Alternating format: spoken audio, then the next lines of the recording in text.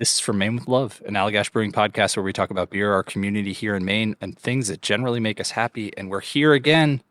If you don't want to drink beer right now, listen to this episode, and it's going to make you want to drink beer. Yeah, I know. That's really the best thing I could say. I know. Yeah.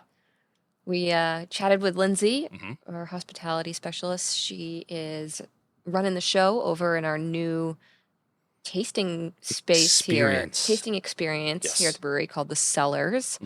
We're about 6 months in when we talk about the experience that she walks you through as a guest of the Cellars, and just chatted through some of the really cool beers that we have going on in the space. Yeah. If you had an interest in like, well, what does that even mean? A beer experience at the Cellars. This will let you know everything you need to know about it, how accessible it is, how really interesting these beers are, that like there are beers that you will try that you literally cannot get anywhere else. You can't even get them in the tasting room. You have to come to the Cellars to try these beers, and they're all so interesting, so complex, just really tasty. And yeah, I mean, it's always a pleasure talking with Lindsay. Yeah. Super knowledgeable, super great, and just is such an excellent person at taking people through beers. And so, yeah, if you have any interest in having a beer experience that goes beyond what you're going to find in an average bar, this come on by. A great place to be.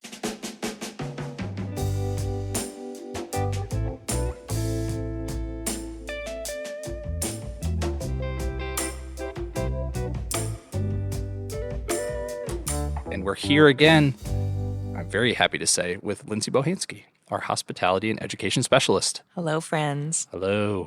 And then we're also joined by Liz Wilson, our marketing manager. Hi, Liz. Hi. And the topic of the day is the Cellars at Allagash, which we have mentioned, I think, more than a couple times, but we have not actually delved into it. So I'm excited to be able to talk all about it, explore it, just kind of all the amazing things that we're doing over there.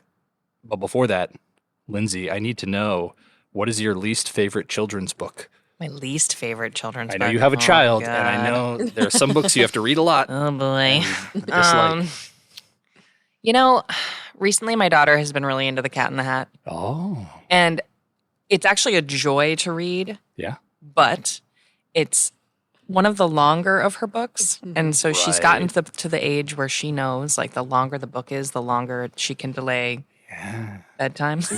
Yep. So that one is giving me ire because she's obsessed, and I'm just ready for her to go to bed.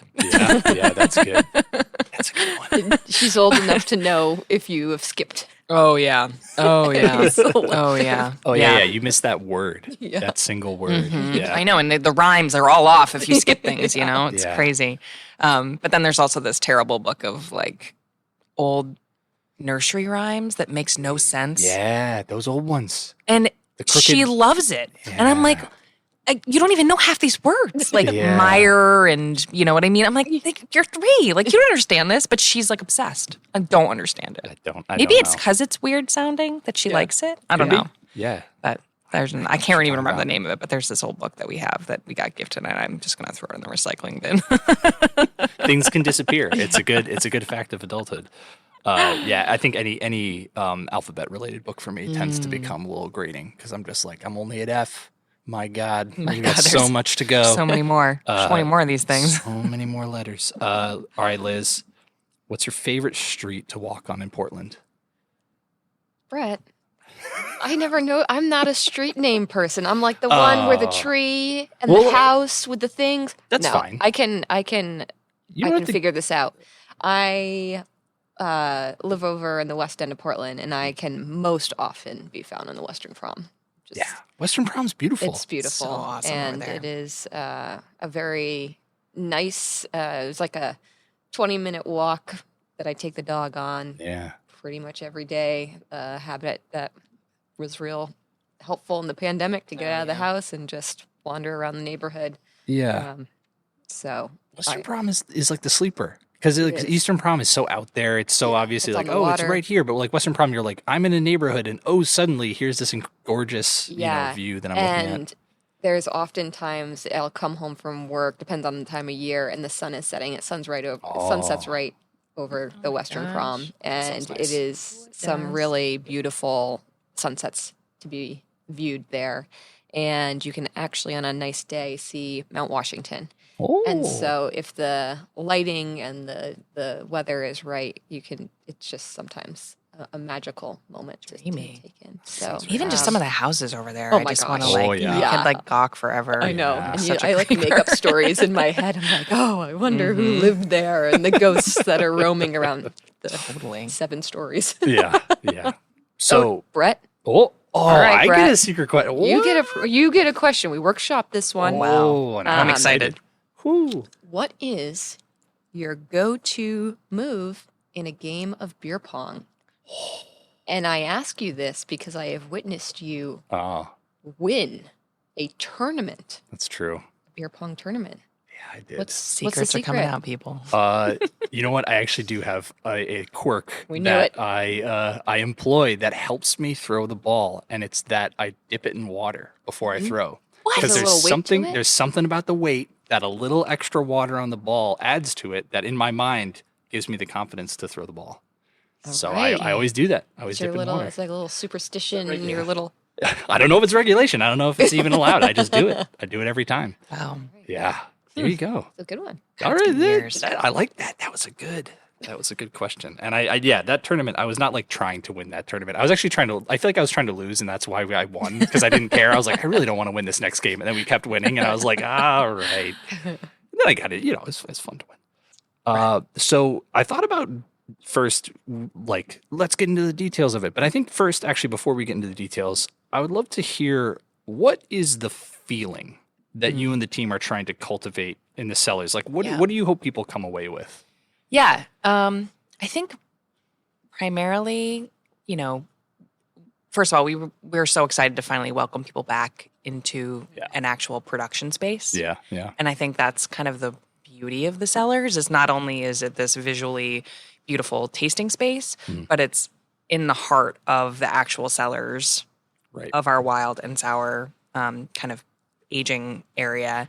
And it's just so charming but also so accessible. And I think that's the thing, that's the kind of beauty of that space, is we want people to feel really welcome in there, feel like they can, have a white, but also try this incredible curated menu of, hand-picked beers that we love. And, I think my favorite part about my job is I get to actually pick what people taste. Yeah. And then we also have these vintage beers that people can try while they're there that are amazing and, are totally different than what you can get in the tasting room. So it's kind of become this really wonderful curated experience that kind of every single one has been a little bit different. And That's cool. Depending on the guests and what the interests are. And it's just a cool way to give people the Allagash experience. So follow-up question is, do you need to know anything about beer to enjoy an experience? Oh my God, absolutely not. No. And I think that's what I love about it, is that you could be like an uber beer nerd that like wants to get into the weeds and ask us a billion questions. Or you could be somebody that just wants to try some cool stuff. And, maybe you don't even really love beer, but, you want to hang out with your friends in a cool space and try something, It's kind of, there's something for everybody, which is really wonderful. Awesome. And sensorially, there's just so much to take in over there. Like the smells are super unique from all the barrels and the fruit that we use in some of these. Like you can really sort of better understand what's happening with the beer that's right in front of you because you're in this space. Yep. And, I think it is for anybody who's visited the brewery prior to the pandemic, you may have gone into this area. It looks very different to Totally a degree. different. Yeah. The space now went under a beautiful sort of renovation, Yeah. but still preserves the original space that Rob started out in. So yeah, I think what we were trying to achieve with this new tasting experience and barrel room kind of tour is to give people an experience of being in the production space, to kind of get that kind of peek behind the scenes. You feel like you're really a part of what we're doing. Before, when we did have a pretty elaborate tour that we used to give that went through all the way through the production space. Yep.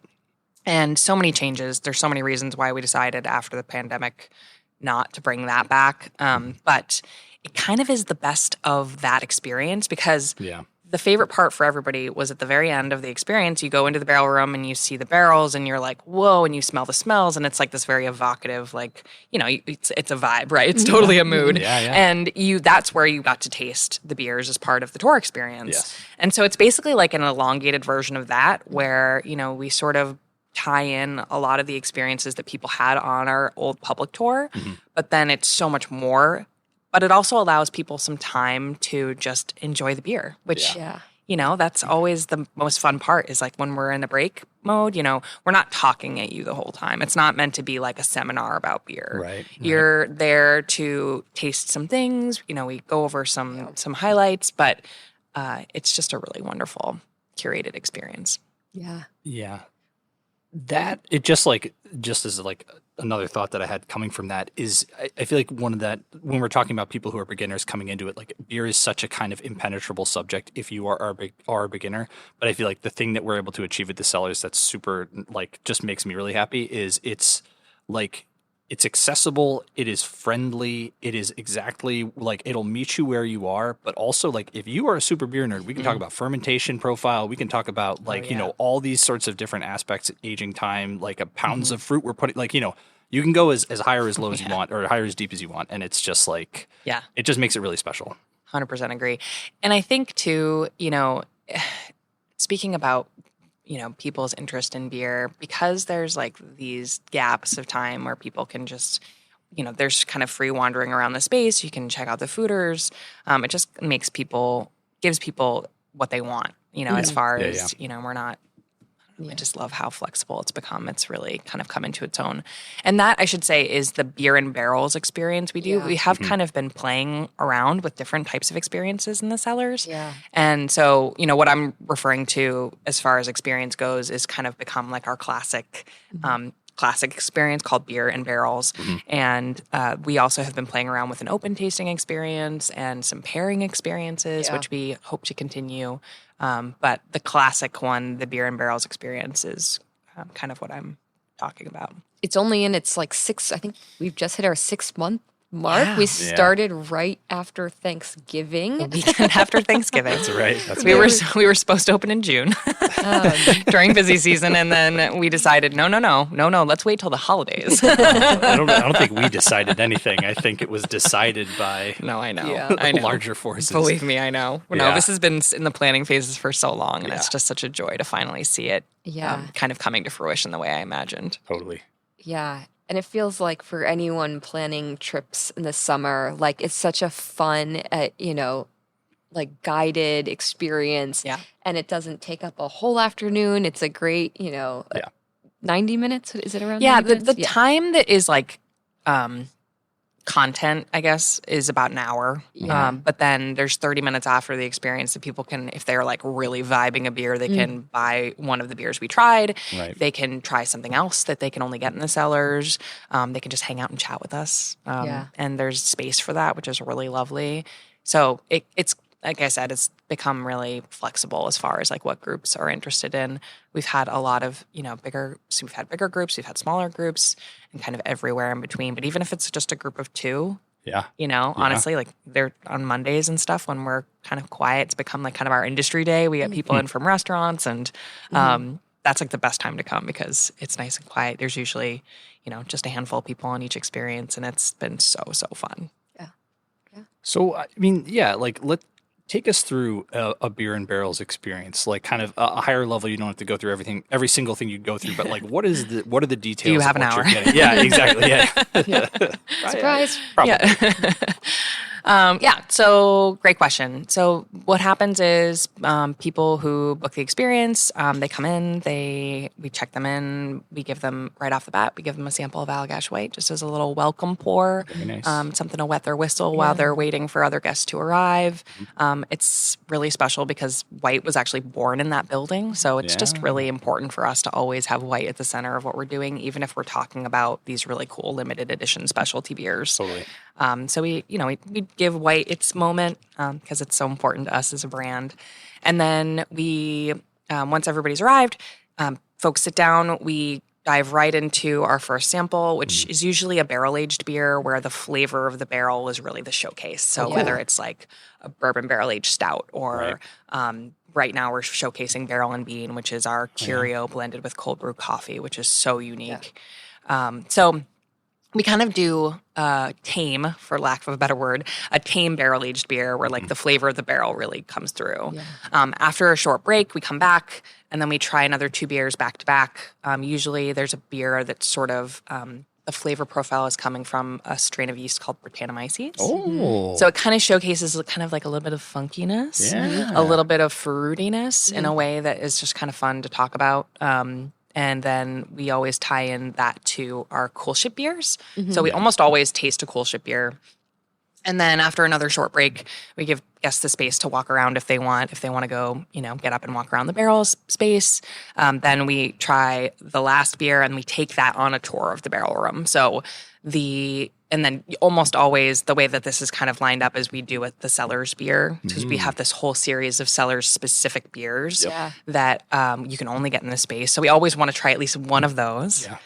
Give the people what they want. And those beers we bring into the barrel room, walk around the barrel room. We do kind of a tour of the space and point out some of the cool things we've got going on. Every experience is different because the space is constantly changing.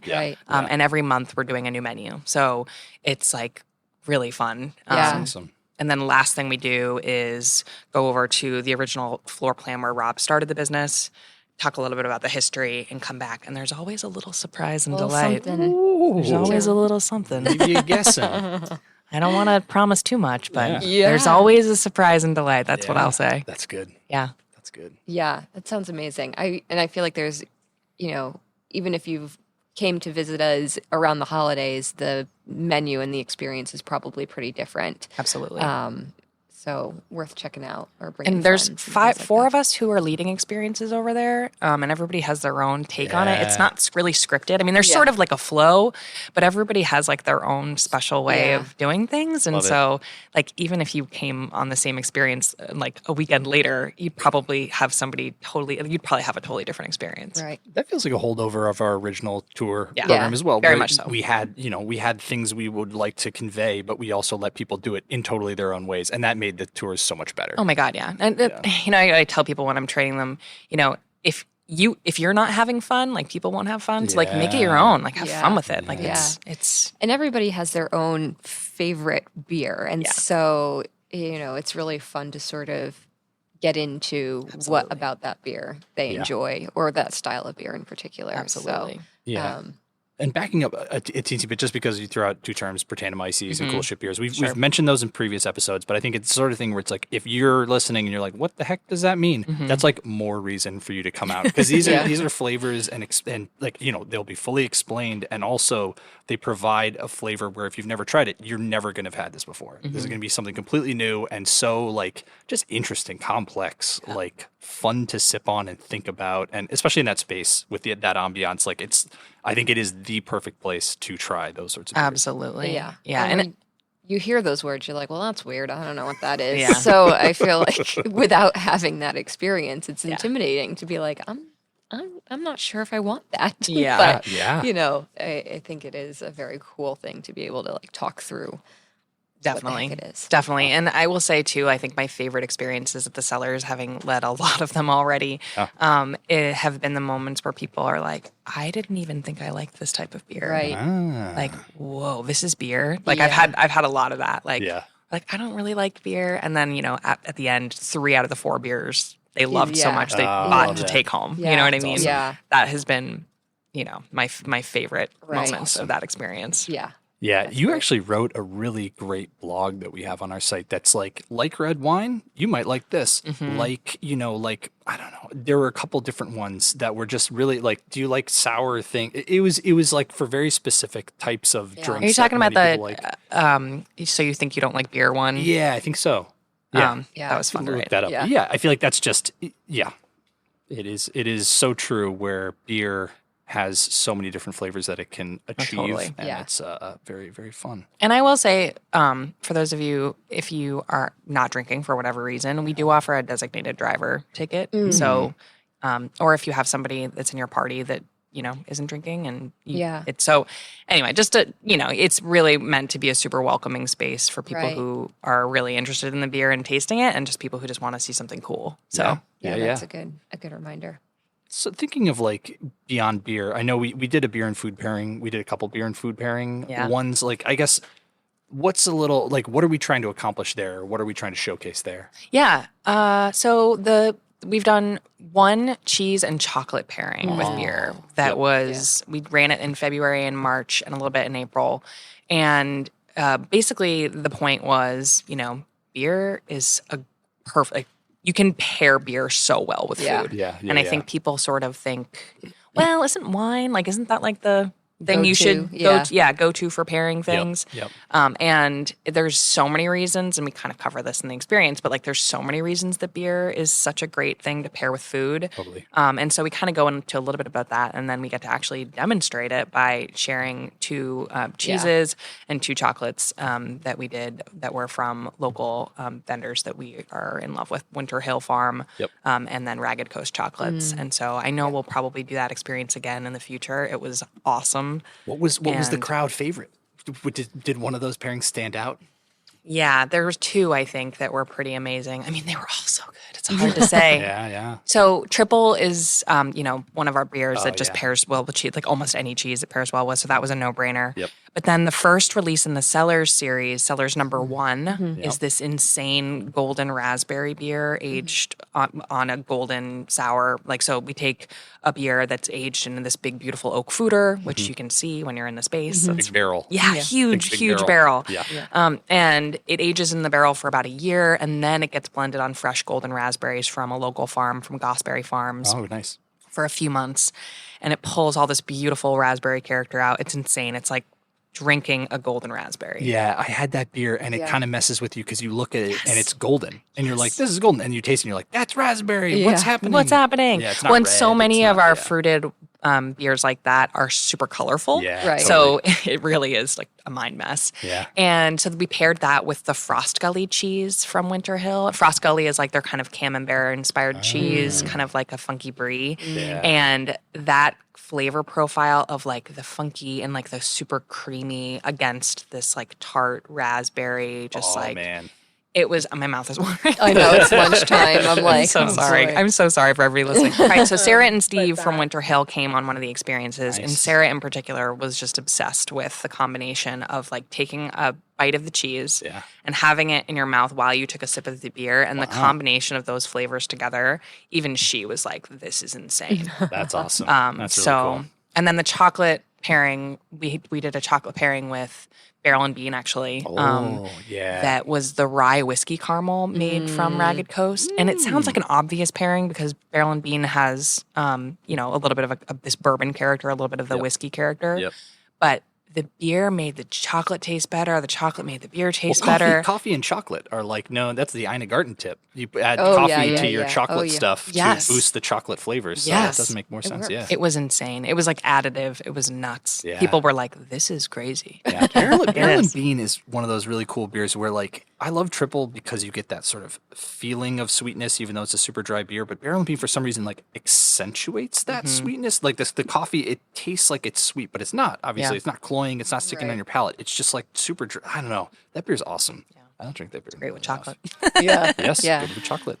Yeah. What do we have coming up for this summer? I feel like, We have been in such a fun experimental phase of this. So really, we're not holding ourselves to any particular 1,000% plan. I'll say that. Sure. So take everything I say with a grain of salt. But we have lots of cool plans to do more food pairings. Yeah. We might even work with some local food purveyors. We might do a restaurant kind of cool. feature, which could be really fun. That'd be awesome. We're definitely planning on doing an oyster weekend. Yes. 100%. And that Oysters. is Yes. I am so excited about that. Yeah. So we're Awesome. planning to do an oyster weekend where at least one of the experiences every day for a whole weekend is really focused on Oyster pairing. oyster pairing. Yeah. Love it.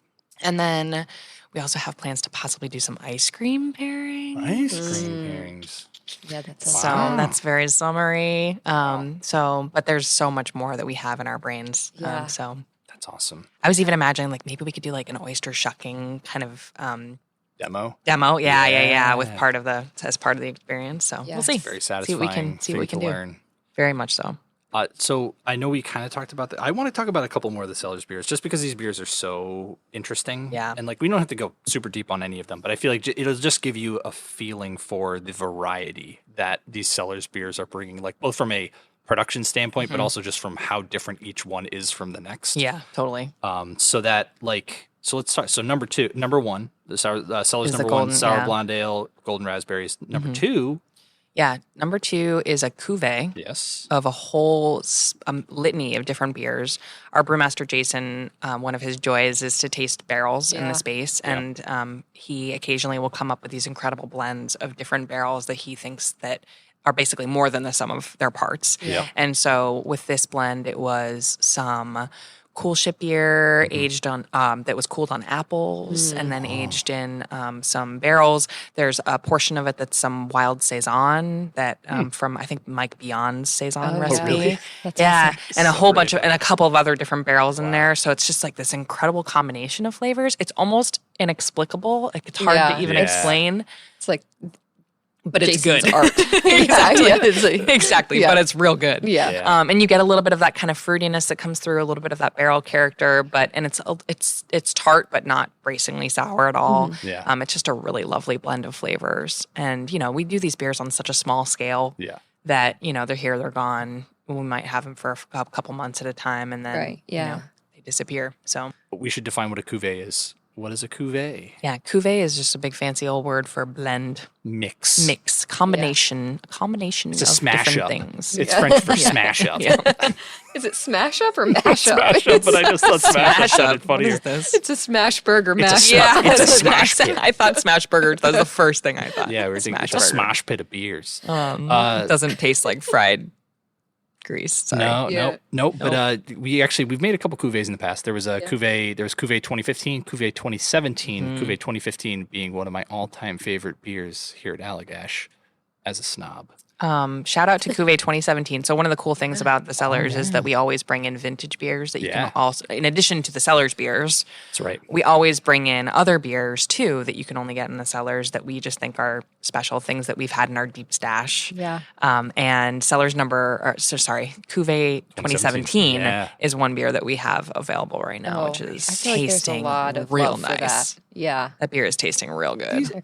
And that's the thing. I think we kind of talked about it in the last episode of Wild Beer, but it's like when you think about an older beer, an aged beer, like I think there are a lot of people who know beer very well, who know that beer ages well, but like for a lot of people, it's like these beers hold up so nicely. Yeah. Like this Yeah. beer, it's 2017. What is that? 6 years old almost at this point, and it just drinks like beautiful carbonation, really nice flavor. It's crazy. It's another one of these like very a lot of misconceptions around aging beer, I think. And there are certainly styles that lose their freshness quicker than others. But Yes. I think when we get a lot of questions online about aging beer, and it is really, I think, fun to be able to tell people like, actually, this will age well if stored properly for years. Stored properly is the key. Yeah. You don't want to It let really it is. sit and, Yeah.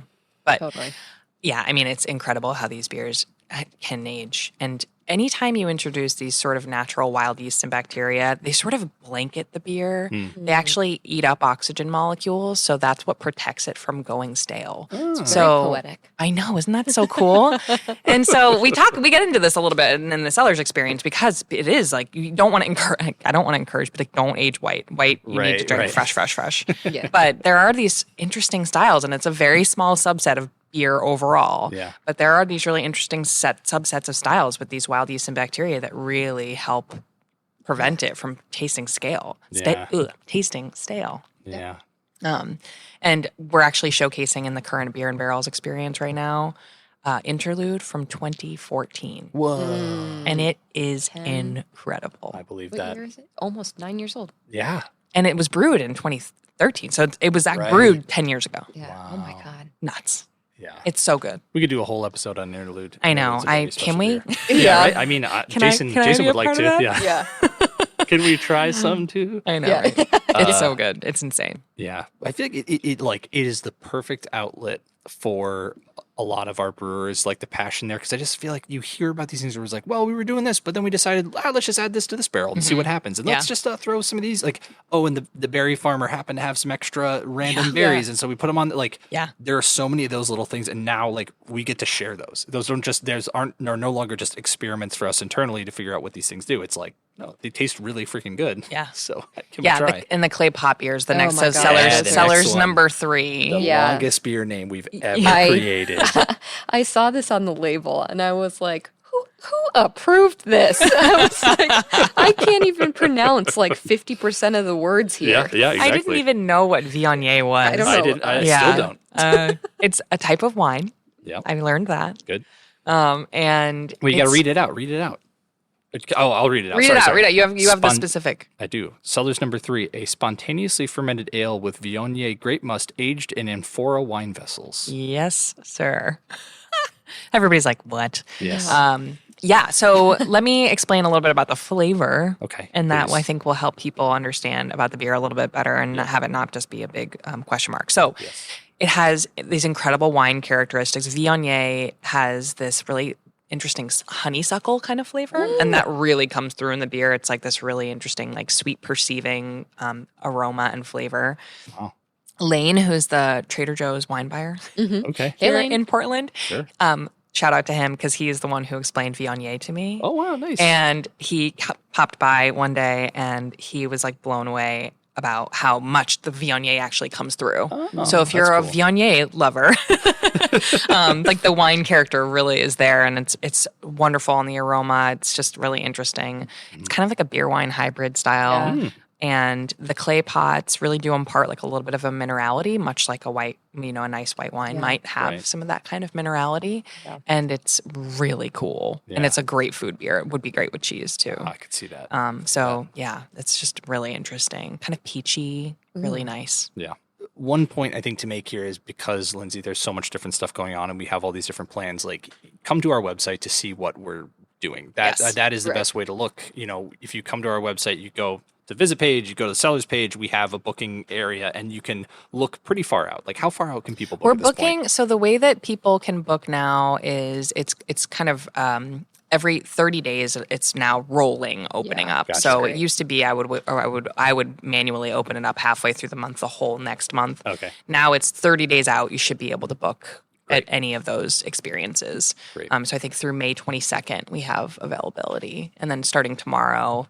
It's like the 26th will open up, which is a Friday. Memorial Day weekend for anybody traveling. Oh. Come see us. Come see us. We'd love to have you. Book your experience because they've been filling thankfully. Saturdays have been like selling out. It's that's already, awesome. which is nuts. Amazing. I know. For like slow season, February, I think like every Saturday almost we were sold out. Whoa. Which is crazy. And so we're a brand new experiences. I gotta get my pretty tickets. amazing. I got some family coming in town. Yeah, I gotta get some tickets too. So it's Friday, Saturday, Sunday, Monday. Yeah. That's when we're running experiences. That's correct. Cool. Yeah, and always check for availability. But right now for Beer and Barrels, we're doing 11:30, 2 o'clock, and then 4:30. Our side sort of like the times we've been opening them. Yep. And then on Sundays and Mondays, just 11:30 and 2. Cool. So. And I think one thing, like logistical thing, the Cellars is physically here. At 50 Oh, this is such a good point. 50 This is a really good point. Industrial Way. Yeah. Yeah. So, hot tip about the Cellars. So, the space is actually located in the original building that Rob started, which is right next door to our tasting room. So, it's the same. It's on our campus. Yep. But there is a little bit of a walk for folks who have a guest with a handicap pass. There's 2 handicap parking spots right outside of the Cellars. Oh, cool. Okay. And so people can park there if they need to, or they can just park in the tasting room lot and walk. But it is a little bit of a journey. So always give yourself like 5 or 10 minutes to walk over. It's not far by any stretch. Yeah. But it's, just want to make sure to give yourself some time to scurry on over. Yeah. So, I mean, if you have any questions, just park in our normal tasting room parking lot and then ask a tasting room person who works at Allagash and they will be able to tell you. Yeah. And that's all in the confirmation email and stuff. So it's real clear, but. Totally. Good one, Liz. Thanks. Good point. Good. Very good. Well, thank you, Lindsay. Always a pleasure. That was awesome.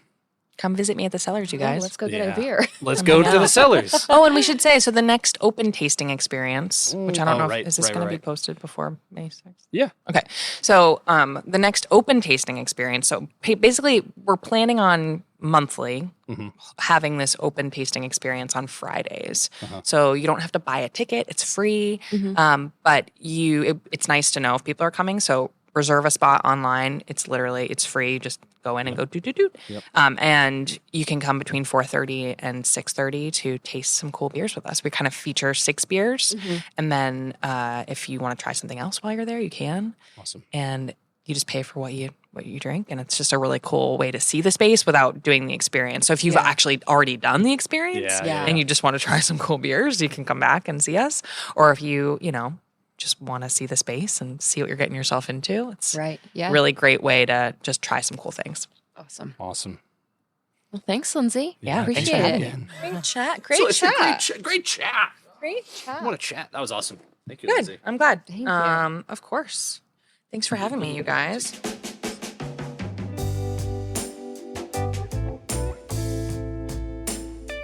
This has been an Allagash Brewing production. And if you have something you want us to talk about on the show, shoot us a message at podcast@allagash.com.